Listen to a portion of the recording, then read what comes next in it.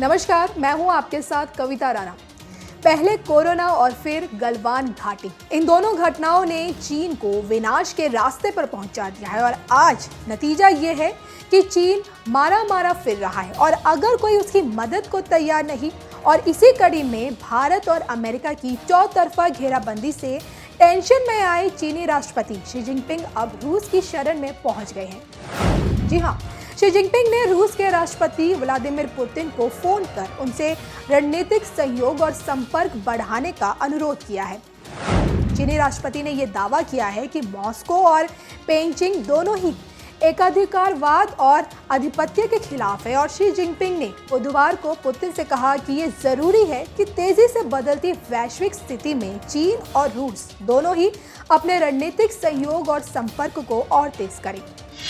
Xi Jinping और Putin के बीच ये बातचीत ऐसे समय पर हुई जब अमेरिका चीन के बीच संबंध बहुत तेजी से खराब रहे हैं और उधर भारत से भी चीन का सीमा पर भारी तनाव चल रहा है।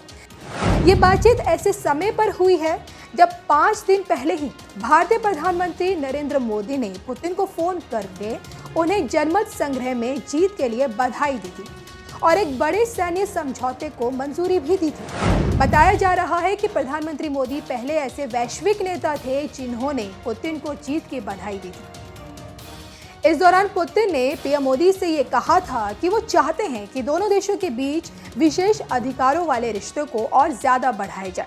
पुतिन के साथ बातचीत के दौरान शी जिनपिंग ने कहा कि चीन रूस के साथ सहयोग जारी रखना चाहता है और दृढ़निश्चयतापूर्वक विदेशी हस्तक्षेप और तोड़फोड़ का विरोध करता है। साथ ही दोनों देशों की संप्रभुता को सुरक्षा और विकास के हितों को बनाए रखना चाहता है। शी जिनपिंग ने कहा कि चीन ने हमेशा से रूस के विकास के रास्ते का समर्थन किया है। चीन अंतर्राष्ट्रीय स्तर, खास तौर पर संयुक्त राष्ट्र में सहयोग को और ज्यादा तेज करेगा। तो आप समझ सकते हैं कि चीन खुद को घिरता देख रूस के पास जा पहुंचा है मदद के लिए। अब आगे ये देखना होगा कि चीन की इस मदद की गुहार पर रूस का क्या रिएक्शन आता है।